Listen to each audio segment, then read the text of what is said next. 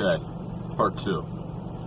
Again, I'm just going to read, this time from where I took off, and then maybe I'll have some thoughts at the end here.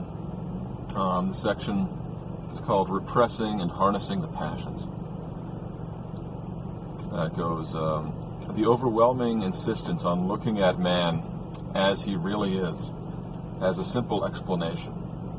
A feeling arose in the Renaissance and became firm conviction during the 17th century that moralizing philosophy, I already kind of covered this a little bit, and religious precept could no longer be trusted with restraining the destructive passions of men. New ways had to be found, and the search for them began quite logically with a detailed and candid dissection of human nature. There were those like La Rochefoucauld who delved into its recesses and proclaimed their savage discoveries with so much gusto that the dissection looked very much like an end in itself. But in general, it was undertaken to discover more effective ways of shaping the pattern of human actions than through moralistic exhortation or the threat of damnation. And naturally enough, the search was successful. In fact, one can distinguish between at least 3 lines of argument that were proposed as alternatives to the reliance on religious command. The most obvious alternative, which actually antedates the movement of ideas here surveyed, is the appeal to coercion and repression, the task of holding back, by force if necessary, the worst manifestations and the most dangerous consequences of the passions is entrusted to the state. This was the thought of St. Augustine, which was to be closely echoed in the 16th century by Calvin. Any established social and political order is justified by its very existence. Its possible injustices are just retributions for the sins of fallen man.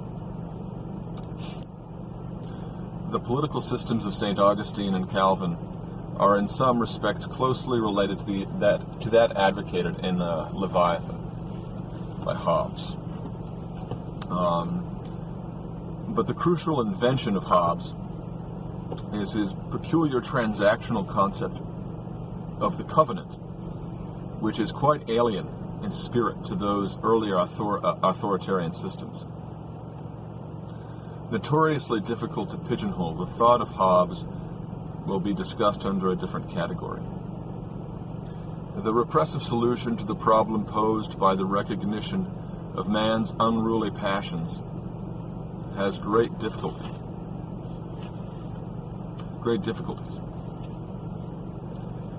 I'm just thinking the covenant. Where have I heard that before? In Halo, yes. A video game. For what if the sovereign fails to do his job properly because of excessive leniency, cruelty, or some other failing? Once this question is asked, the prospect of the establishment of any appropriately repressive sovereign or authority appears to be of the same order of probability as the prospect that men will restrain their passions because of the exhortations of moralizing philosophers or churchmen. As the latter prospect is held to be nil, the repressive solution turns out to be in contradiction with its own premises. To imagine an authority ex machina, that would somehow suppress the misery and havoc men inflict on each other as a result of their passions means, in effect, to wish away rather than to solve the very difficulties that have been discovered. It is perhaps for this reason that the repressive solution did not long survive the detailed analysis of the passions in the 17th century. A solution that is more in harmony with these psychological discoveries and preoccupations consists in the idea of harnessing the passions, instead of simply repressing them. Once again, the state or society is called upon to perform this feat, yet this time not merely as a repressive bulwark, but as a transformer, a civilizing medium. Speculations about such a transformation of the disruptive passions into something constructive can be encountered already in the 17th century. Anticipating Adam Smith's invisible hand, Pascal argues for man's grandeur, on the ground that he has managed to tease out of concupiscence an admirable arrangement, and so beautiful an order. In the early 18th century, Giambattista Vico articulated the idea more fully, while characteristically endowing it with the flavor of an exciting discovery. Quote, "Out of ferocity, avarice, and ambition, the three vices which lead all mankind astray, society makes national defense, commerce, and politics, and thereby causes the strength of the wealth and the wisdom of the republics. Out of these three great vices, which would certainly destroy man on earth, society thus causes the civil happiness to emerge. This principle proves the existence of divine providence. Through its intelligent laws and passions, the passions of men, who are entirely occupied by the pursuit of their private utility, are transformed into a civil order which permits men to live in human society." End quote. This is clearly one of those statements to which Vico owes his fame as an extraordinarily seminal mind. Hegel's cunning of reason, the Freudian concept of sublimation, and once again, Adam Smith's invisible hand can all be read into these two pregnant sentences. But there is no elaboration, and we are left in the dark about the conditions under which that marvelous metamorphosis of destructive passions into virtues actually takes place. The idea of harnessing the passions of men, of making them work toward the general welfare, was put forward at considerably greater length by Vico's English contemporaries, Bernard Mandeville, contemporary, Bernard Manville. Often regarded as a precursor of laissez-faire, Mandeville actually invoked throughout the Fable of the Bees the skillful management of the dexterous politician as a necessary condition and agent for the turning of private vices into public benefits. Since the modus operandi of the politician was not revealed, however, there remained considerable mystery about the alleged beneficial and paradoxical transformations. Only for one specific private vice did Mandeville supply a detailed demonstration of how such transformations are in fact accomplished. I am referring, of course, to his celebrated treatment of the passion for material goods in general, and for luxury in particular. It may therefore be said that Mandeville restricted the area in which he effectively claimed validity for his paradox to one particular vice or passion. In this retreat from generality, he was to be followed, with the well-known resounding success, by the Adam Smith of The Wealth of Nations, a work that was wholly focused on the passion traditionally known as cupidity or avarice.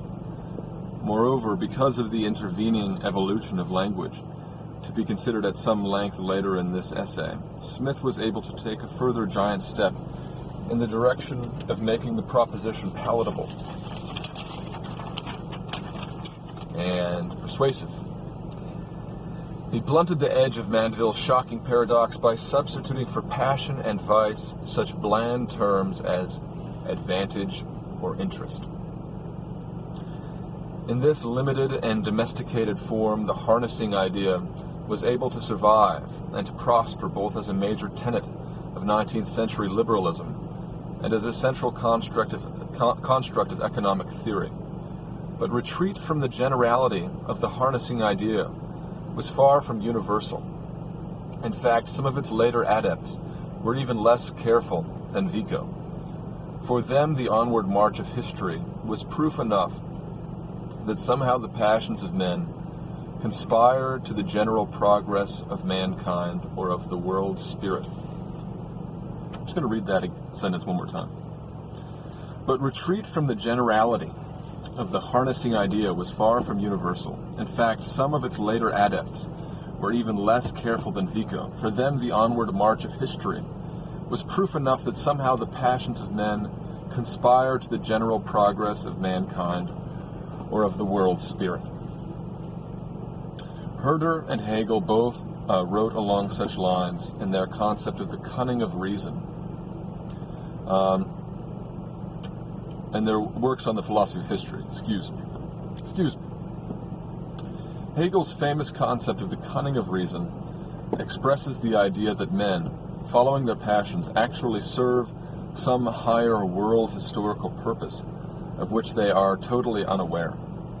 It is perhaps significant that the concept does not reappear in Hegel's philosophy of law, where he is concerned not with the sweep of world history, but with the actual evolution of society in his own time. So blanket an endorsement of the passions as is implicit in the cunning of reason obviously had no place in any work that took a critical view of contemporary social and political development.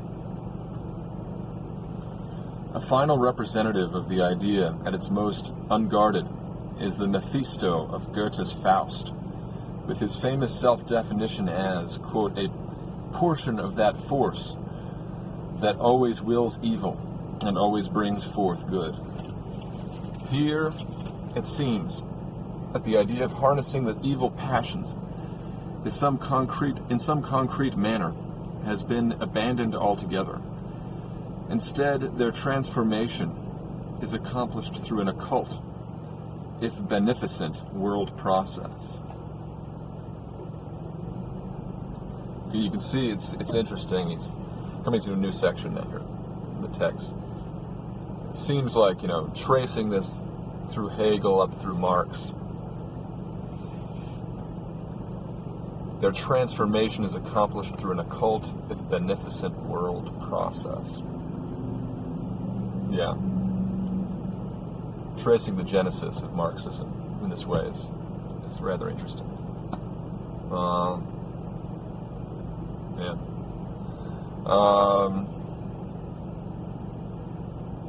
Okay, maybe I'll try to figure out something more to say about that, but I'll go on. This next session is just 2 pages, called Principle of the Countervailing Passion. That's all I printed out. Given the overwhelming reality of restless, passionate, driven man, both the repressive and the harnessing solutions lacked persuasiveness. The overwhelming reality of restless, passionate, driven man. The repressive solution was a manner of assuming the problem away, whereas the greater realism of the harnessing solution was marred by an element of alchemical transformation, rather out of tune with the scientific enthusiasm of the age. So, the very material with which the moralists of the 17th century were dealing, the detailed description and investigation of the passions, was bound to suggest a third solution. Is it not possible to discriminate among the passions and fight fire with fire, to utilize one set of comparatively innocuous passions as to countervail another more dangerous or destructive set, or perhaps to weaken and tame the passions by such internecine fights in divide et impera, divide and conquer fashion. Impera? I don't know. It's Latin, I guess. It seems a simple and obvious thought. Once one despairs of the efficacy of moralizing, yet, in spite of St. Augustine's passing hint, it was probably a more difficult one to come up with than the project of attacking all the passions simultaneously. The major passions had long been solidly linked to one another in literature and thought, often in some unholy trinity. From Dante's Superbia, Invidia e Avarizia sono le tre faville, John e cura excessi, to, what does that mean? There's a footnote. Pride, envy, and greed are the 3 sparks that set men's hearts afire. From the Inferno, Canto 6, lines 74 to 75, to Erzug und Habsug, ambition, lust for power, and greed. In Kant's idea for a general history, much like the three scourges of mankind, war, famine, pestilence, these basic passions were believed to feed on each other. The habit of considering them as indissoluble was further reinforced by their being ordinarily contrasted as a block with the dictates of reason or the requirements of salvation. Medieval allegories had frequently depicted just such fights of the virtues against the vices, with the soul of man as battleground. Perhaps it was paradoxically this tradition that made it possible for a later, more realistic age to conceive of a very different kind of fight, which would pit one passion against another, while still redounding, just as the earlier one, to the benefit of man and mankind. In any event, the idea arose, and did so in fact at opposite ends of the thought and personality spectrum of the 17th century, Bacon and Spinoza. For Bacon, the idea was a consequence of his systematic attempt at shaking off the metaphysical and theological, oh man, I'm just going to run out of steam here, got to print the next page, yokes that kept men from thinking inductively and experimentally. In the sections of the advancement of learning, the idea that the appetite and the will of man, he criticized. So, there's where it ends. I'll read more later. Sorry for such an abrupt ending. But, you know, the idea, I guess, Bacon was the super rationalist, positivist, proto-scientific revolution thinker. All about, you know, Bacon died when he was doing experiments on a frozen fowl, something like that, and a bird killed him. You know, these experiments, whereas Spinoza, I don't really know Spinoza very well, but thinking of man abstractly as lines, figures, planes. In any case,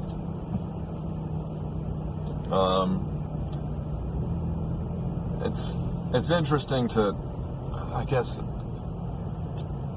it occurs to me part of what is worthwhile about this for me is just trying to wrap my head around thinking about things in terms of virtue and vice, rather than, I don't know, more modern categories, something like that. And again, I'm kind of interested in the right way to talk about it. In other words, how to raise the level of debate.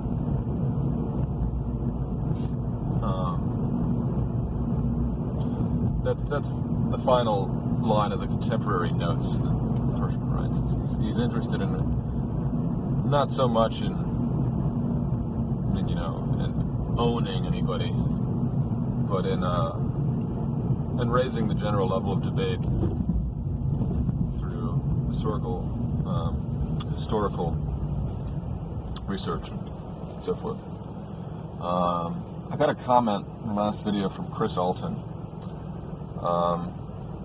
He said something like, you know,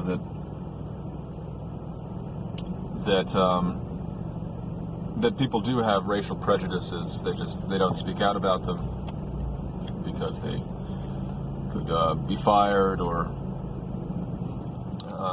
ostracized, basically socially assassinated in one way or another.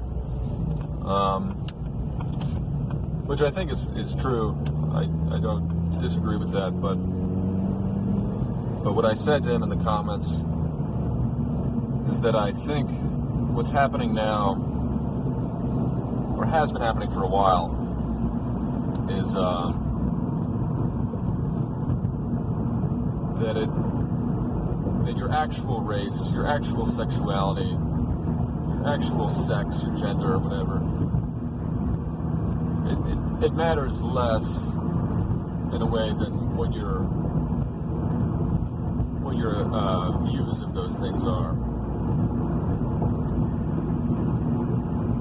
Which actually kind of agrees with this point, I guess, but it's a drift towards the postmodern.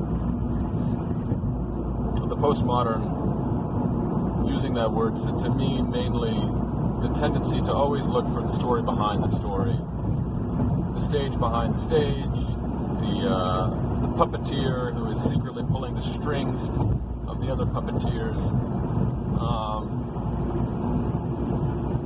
It's, the drift away from storytelling towards, the consuming of stories by way of Amazon review, Internet Movie Database review,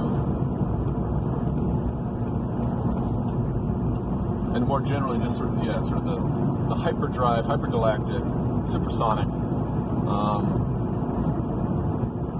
hypertectonic movement of things. So it's less about actual situations that arise between you and someone who's black, or you and someone who's gay. I mean, those events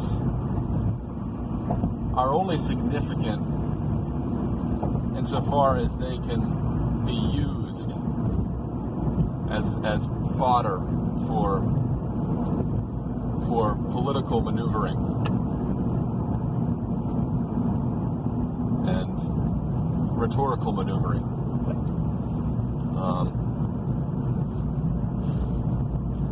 That the real event happens backstage, as it were, and in terms of how we judge one another, that's where the battle lines are really drawn. It would be simpler if the battle lines were actually drawn between blacks and whites, straights and gays. Instead, you have, it's like in mathematics, you have the idea of a derivative, which is I don't know, I'm not a mathematician, but it's like an exponential acceleration of a mathematical formula.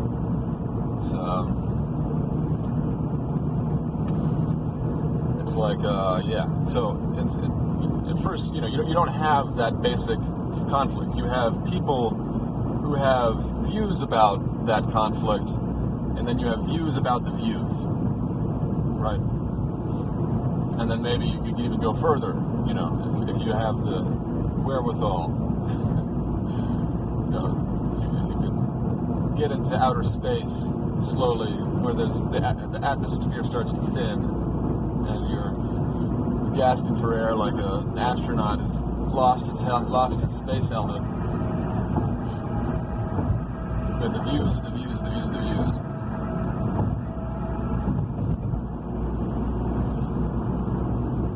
So that's a kind of spiraling motion.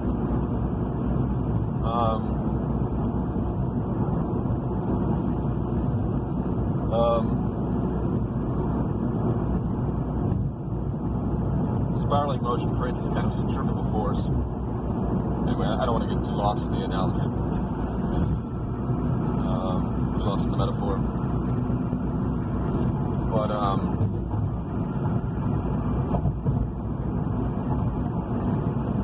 But yeah,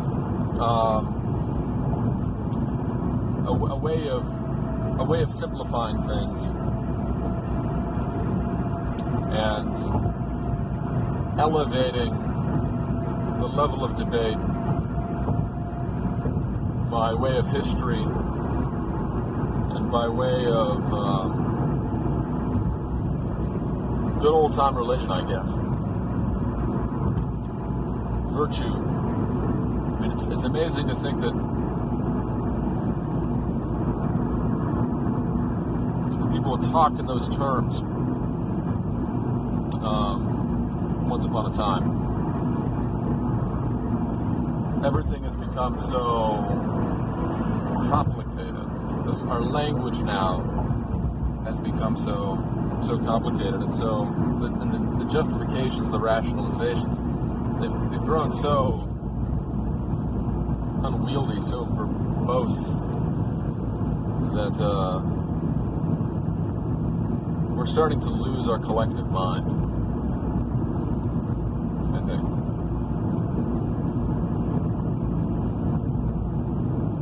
So the passions are reasserting themselves, I think you could say. Here's a question. Is it too simplistic to say something like, when the economy is disrupted, the passions reassert themselves? If indeed, the passions are being, the countervailing passion of avarice has been keeping the other passions in check for however many years, that when avarice is frustrated, when the economy is disrupted and avarice can no longer gratify itself, can no longer be gratified, that the other passions, linked as they are to avarice, sort of underneath the surface, then come up like a great white shark and creates, war and so on.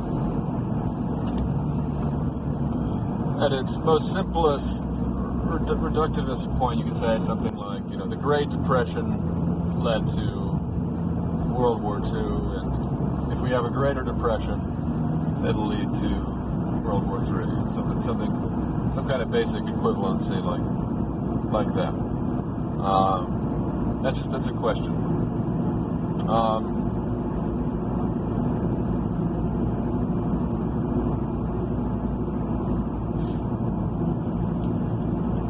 A lot of this came up when I was talking with a friend online, and he's a much more liberal-minded guy, leftist guy, whatever you want to call it. And I was just pointing out to him and wondering about the mission statement of Black Lives Matter. If you go to the Black Lives Matter website, you look at their mission, their about section, what they believe, their creed. It's there's all this stuff about transsexuality and homosexuality in there, which is just so bizarre. Like, how did that happen? How did black activism get tied up with trans activism in so explicit a way? So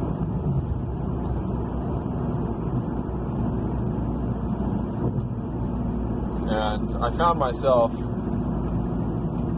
talking to my friend and invoking some very Paul Tockian points about, sort of Heideggerian ethos, the criminal artist prophet. I wasn't sure, in what other terms to think about the thing. That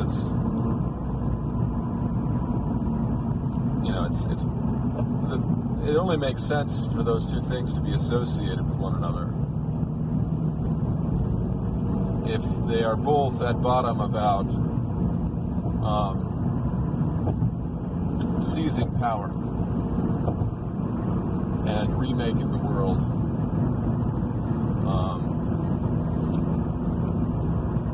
according to their own designs.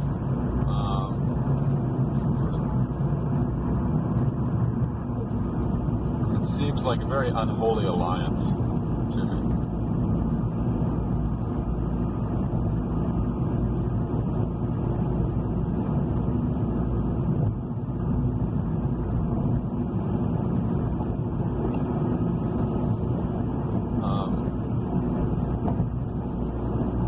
was going back and forth with my friend for quite a while about that.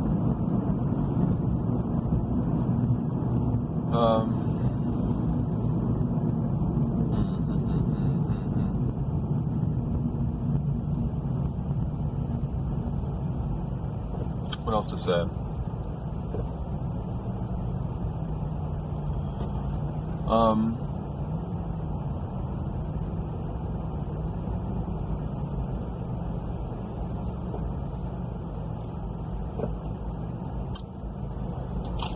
Passions and the interests.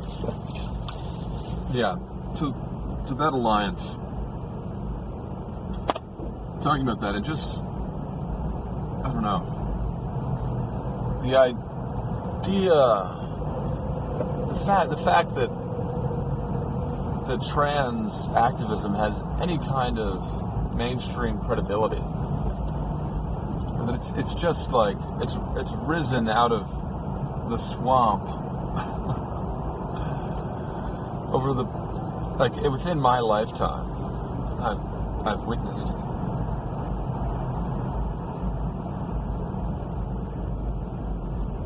It's just so insane to me. I find it so incredibly insane, and I think I share that sense with some people. I mean, with most people who watch my videos. Okay. Yeah, I mean, I share that with most people who watch my videos, I guess. But man, how did we get here? So I'm really would like to understand that.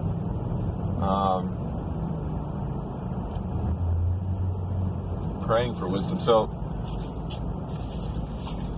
to that end, maybe I'll read a little bit of something else that I printed out when I have a chance to park. I printed out a book called Forget Foucault by Jean Baudrillard. Apparently, according to the introduction, it's a very good introductory text. And it's a sweeping, scathing, scalding critique of Foucault by Baudrillard, saying basically, forget it, throw it in the trash. But he speaks at the same time with a respectful distance from what he talks about as, the spiral-like rhetorical structure of Foucault's writing.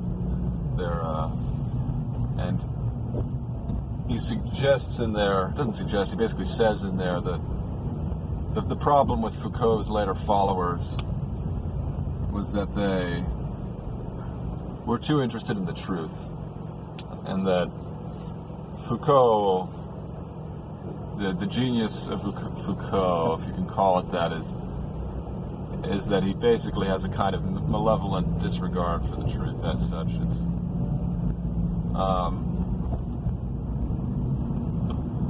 and I think it was written in the 70s, and in there there's some suggestive lines about how, I think what he says basically is that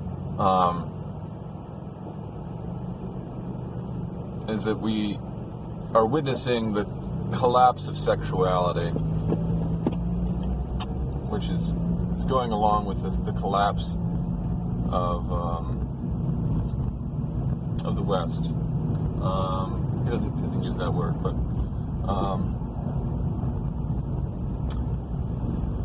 he says something like,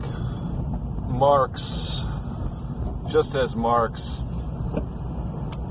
by describing it, nullified the class struggle. Like, the class struggle was real until Marx wrote about it, and then it ceased to exist. Something a provocative statement like that. And similarly with sexuality and Freud, that these libidinal urges and the sexual had this primary place until Freud wrote about it, and then it no longer did. Sort of the opposite of a self-fulfilling prophecy, a self-nullifying prophecy. By describing the thing, by codifying it into language, you suck out the atmosphere that allowed the thing to exist.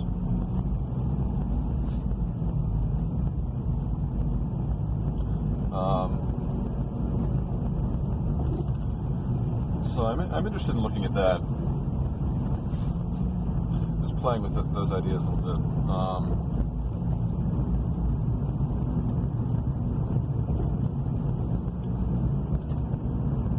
Because I'd like to understand the shape of the war that is going to happen, that is going to take place.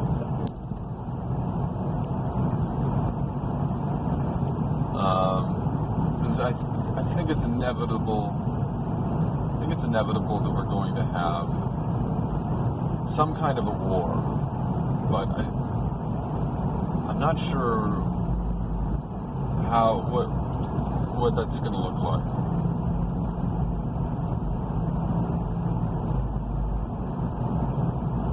Maybe I'm probably going further than is necessary to speculate on that question alone, because I'd really like to understand the thing and to come into greater contact with the real and just sort of think about where it's all going. But it seems to me that some kind of a war is going to take place, and I'm not the only one saying that. I think I'm just catching the whiff of it. I'm catching the smell of that kind of sentiment.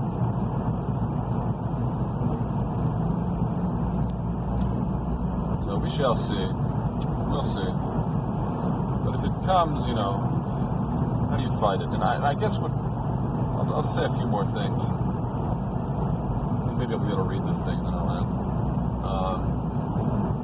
I know I'm not building long videos, but I always appreciate long videos. I always enjoy them, so I hope people feel the same inside about that.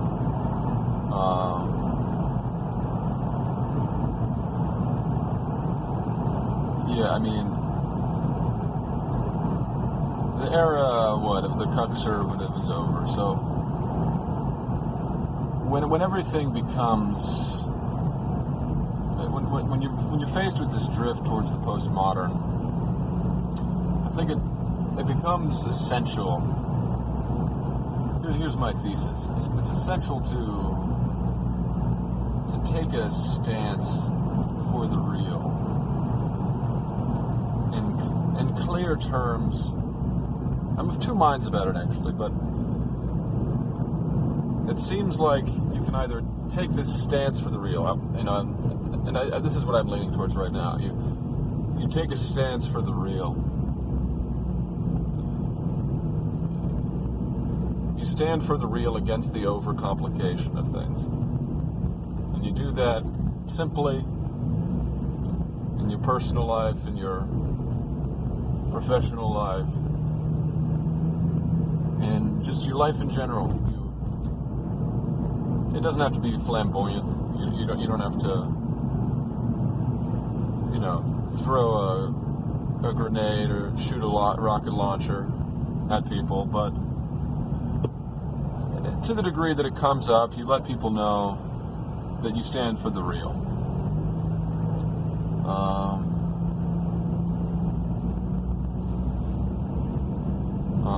And do it politely, and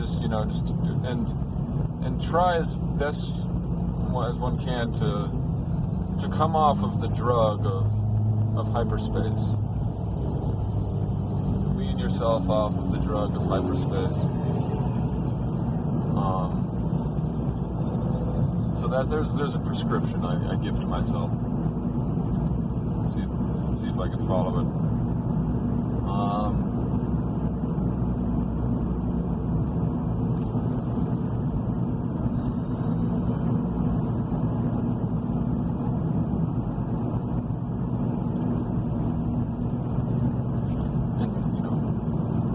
That statement has been recurring in a number of guises already, but I'm trying to whittle it down more and more to see the practice of it, to see what that, try to visualize what that means, to try that on as a shirt, try it on as a hat, try it on as a pair of suspenders, and snap them against your chest and see how that feels.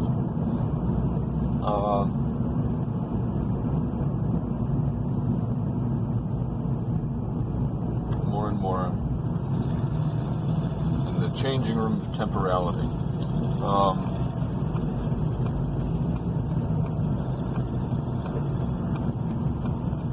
So there's that, and then there's also the paranoia that if one does that, then you're opening yourself up to being socially assassinated in one way or another.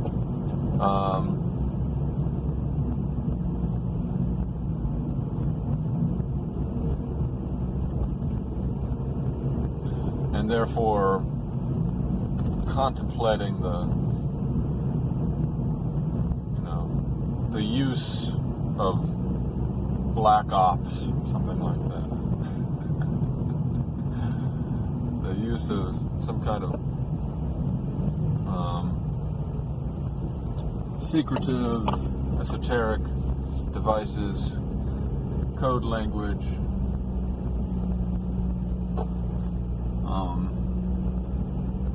as a buffer, as a protecting hedge.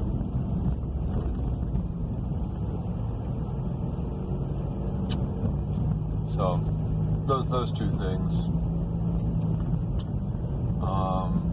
sort of diametrically opposed. Not quite sure what to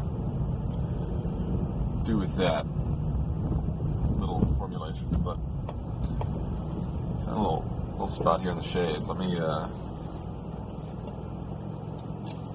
I don't know how this is going to be received, but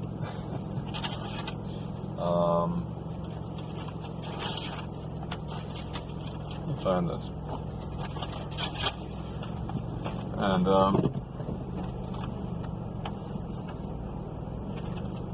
just read some of this that I just read. Forget Foucault. The reason I became interested in baudrillard in the first place is because one of the editors of the American Affairs Journal, a publication I really, really like, he's a Catholic guy named Gladden Pappan, and he's always referencing baudrillard, and his thinking gently pervades the assortment of viewpoints in the American Affairs Journal.com.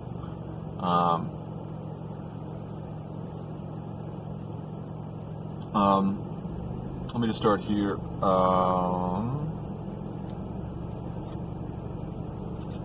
In short, Foucault's discourse, and I really take this, I have no desire whatsoever to read Foucault, really. And I think that's sort of Baudrillard's point.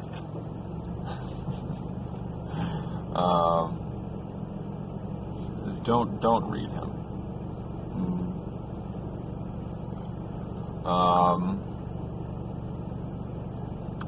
Is a mirror of the power it describes. That might be too extreme, but it is there that its strength and its seduction lie, and not at all in its truth index, which is only a leitmotif. These procedures of truth are of no importance, for Foucault's discourse is no truer than any other. No, its strength and its seduction are in the analysis which unwinds the subtle meanderings of its object, describing it with a tactile and tactical exactness, where seduction feeds analytical force, and where language itself gives birth to the operation of new power. So yeah, just the idea of seduction. Yeah, maybe don't read it, is what he's saying. Because it's really an exercise in seduction. It's seducing you into these ideas which eventually feed in, I suspect, into the trans activism and everything else.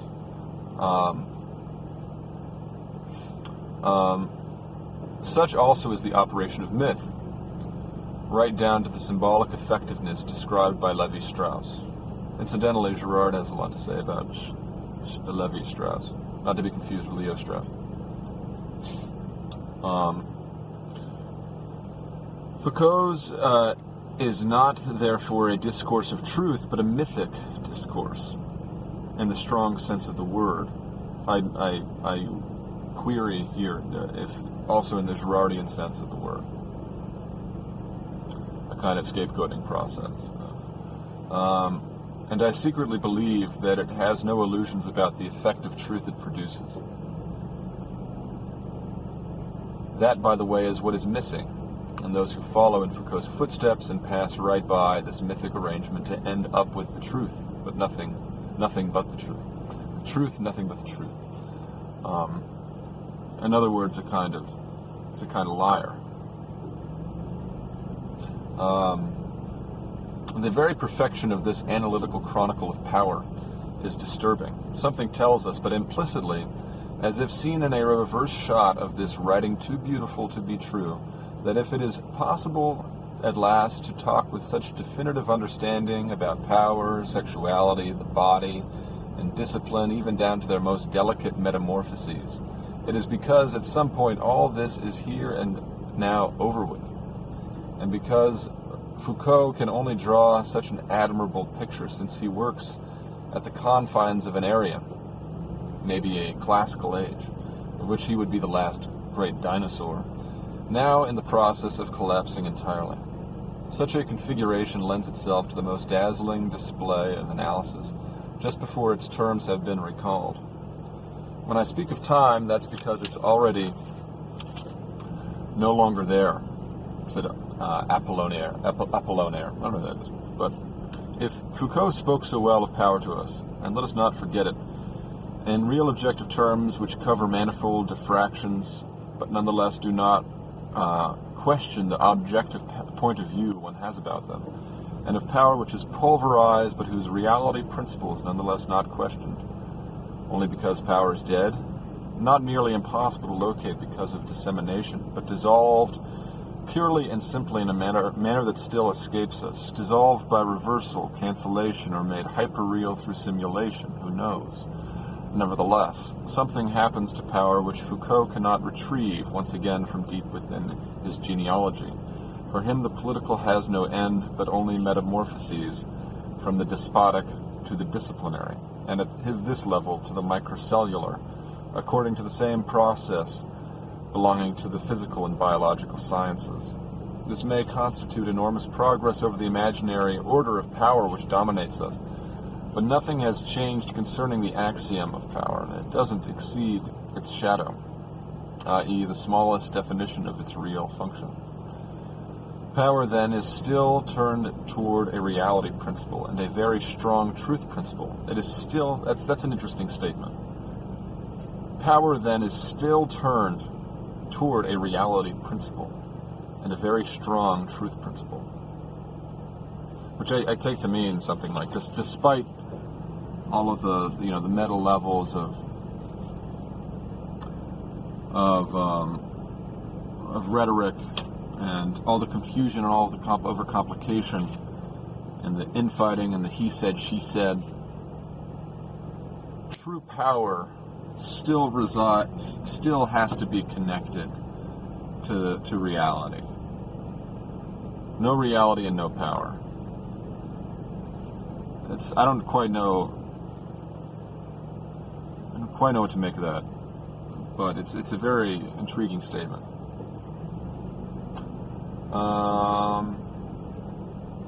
It is still oriented toward a possible coherence of politics and discourse. Power no longer pertains to the despotic order of what is forbidden and of the law, but it still belongs to the objective order of the real. Foucault can thus describe to us the successive spirals of power, the last of which enables him to mark its most minute terminations, although power never ceases being the term, and the question of its extermination can never arise. And what if Foucault spoke to us so well of sexuality?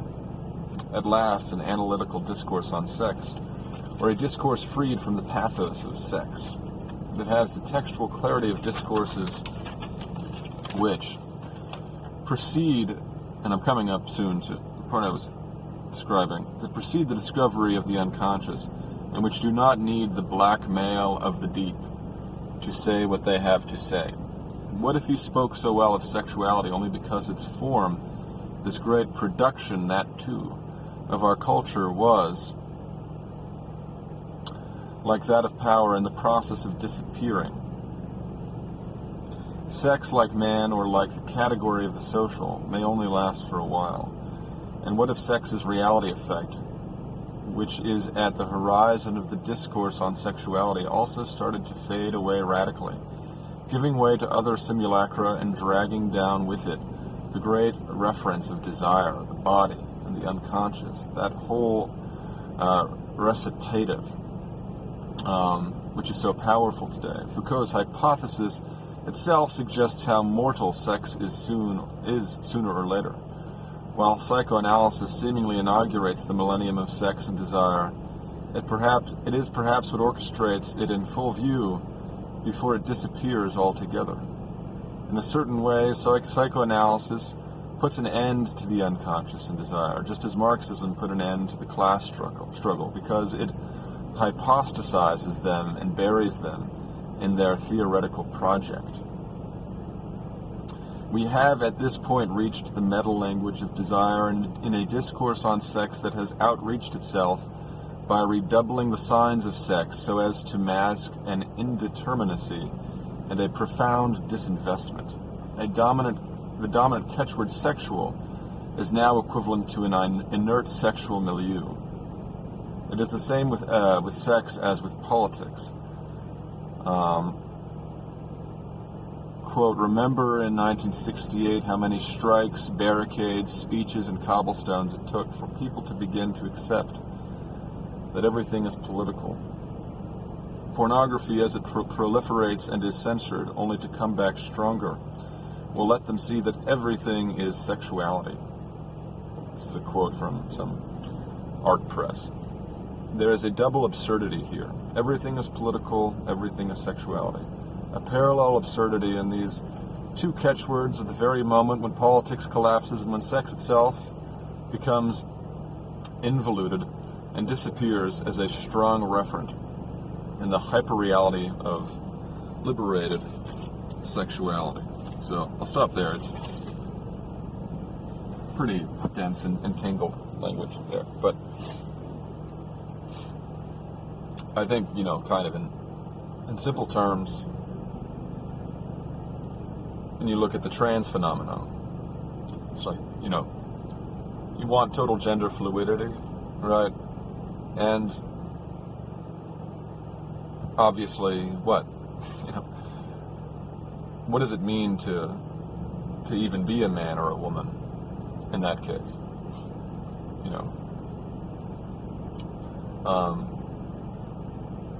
You want to switch camps from man to woman or woman to man. Well, what would it even mean for you to switch camps or to be a man if it becomes totally fluid? It's like, this came up with my friend. I was saying, he was sharing with me this ridiculous blog article with all these photos where it was extremely difficult to distinguish between the real women and the fake women, the real men and the fake men. That I guess if you get enough hormone therapy and whatever, you hit the gym or you go to the beauty parlor, you can make a pretty convincing counterfeit. And I was reminded of the line by G.K. Chesterton, who says the existence of counterfeit money doesn't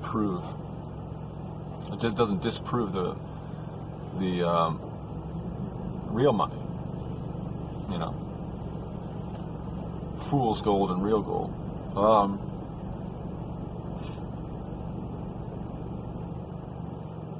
And he was replying, well, you know, if the counterfeit is good enough, maybe it does, basically. And saying, you know, the issue with counterfeit money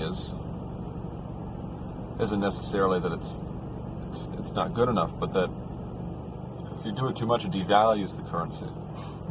It makes currency meaningless, because currency only has meaning insofar as it is backed by something. You know, it used to be backed by gold, now it's just backed by fiat. But if anybody can make money, you know, if I could just print it off of my computer, a big sheet of $100 bills, if everyone could do that, then it would cease to have money. I mean, it would cease to have value. So, you know, counterfeiting only works if it's something that a few people do, and swapping genders only works if it's something that a few people do. But it's clearly not something that people are just inheriting, because even a decade ago, people weren't coming out in trans in the kinds of numbers they are now. It's clearly a socially generated phenomenon, and it begs the question, like, how far could something like that continue?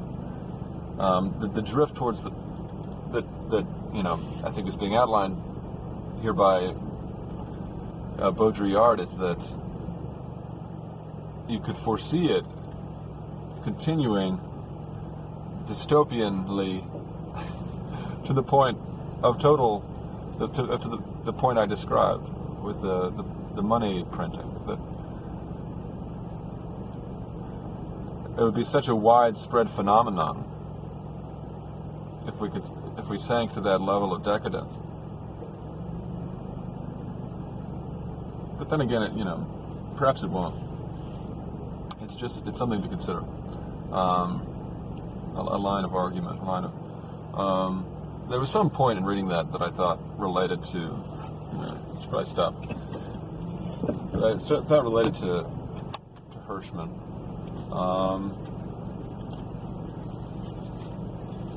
I guess just the notion of passions in general. I don't know. Maybe I'll remember or have something more to say later, but I'll stop for now. Okay.